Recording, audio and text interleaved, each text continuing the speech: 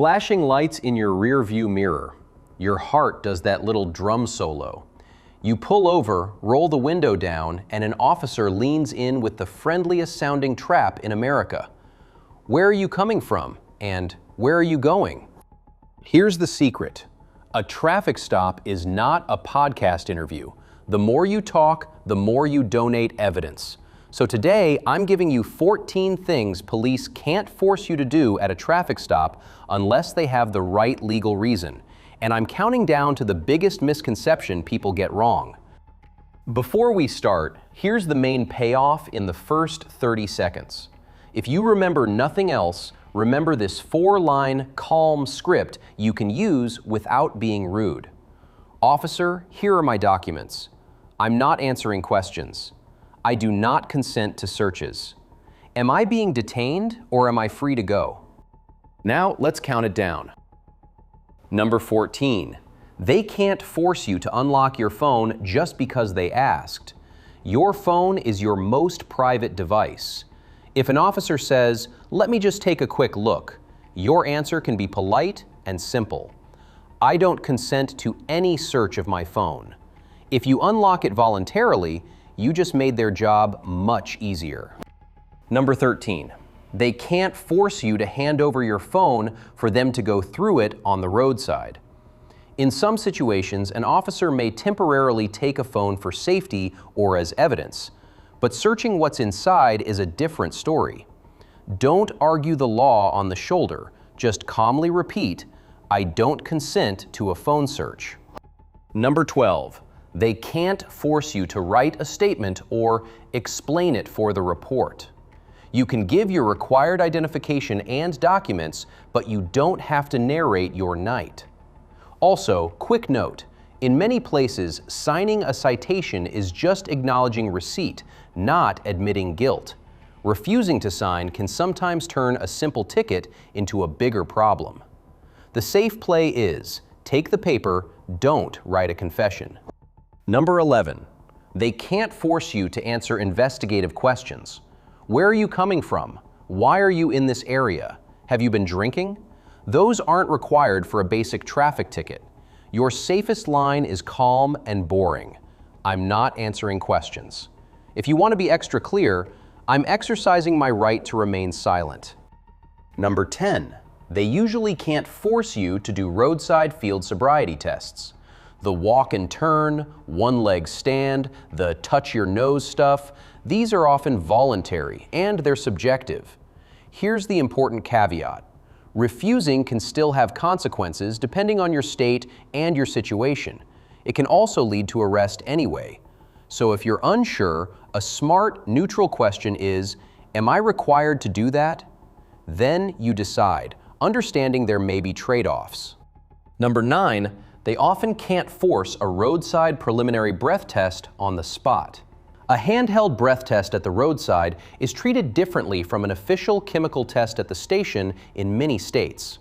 In some places, refusal has little or no penalty. In others, it can be used against you or trigger consequences. Again, the clean line is, am I required to take that test? Don't guess, ask. Number 8. They generally can't force a warrantless blood draw just because they suspect DUI. Blood is more invasive than breath, and the rules are stricter. After an arrest, there are implied consent laws in many states, and refusing an official chemical test can trigger license penalties. The point is, don't let anyone talk you into thinking blood is the same as blowing into a tube. It's not, and the legal rules can be very different. Number 7, they can't force you to consent to a search of your car. This is the classic line. Mind if I take a look? Your answer can be calm and respectful. I do not consent to any searches. That doesn't mean they'll always stop asking, but it preserves your rights.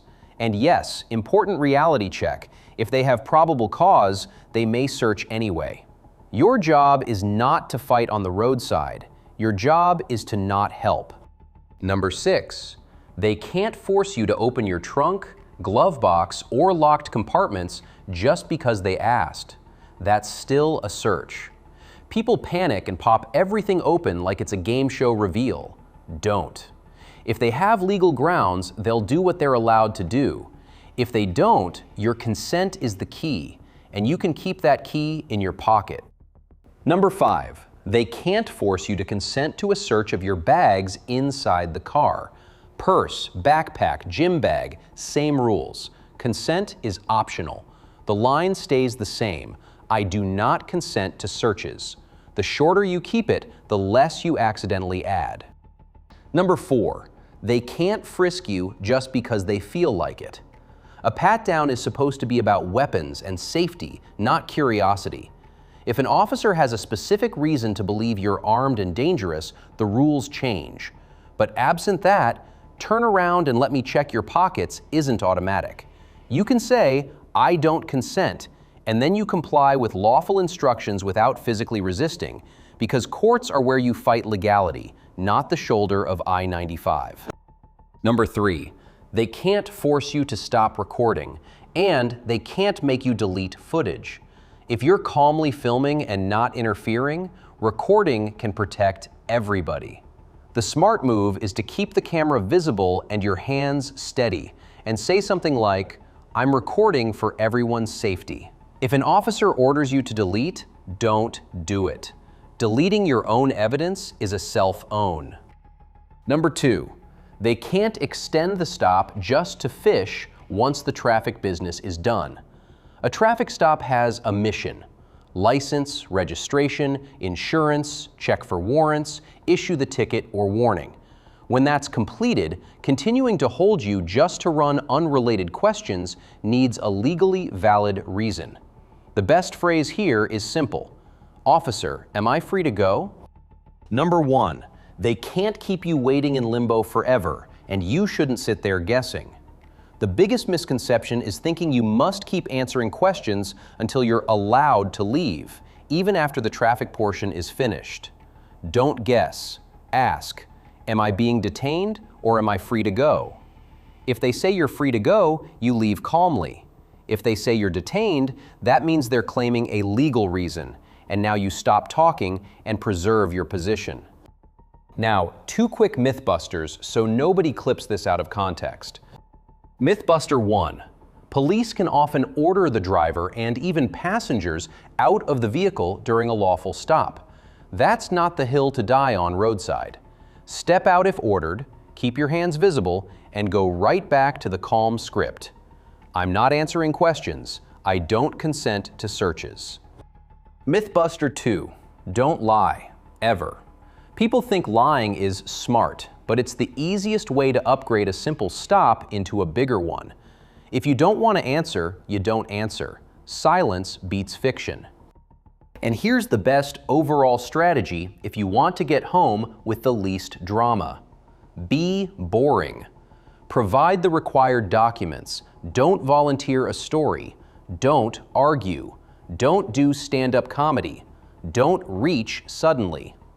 And if you've been drinking at all, the best legal hack is still the oldest one. Don't drive. If you want a quick one-line version you can memorize, it's this.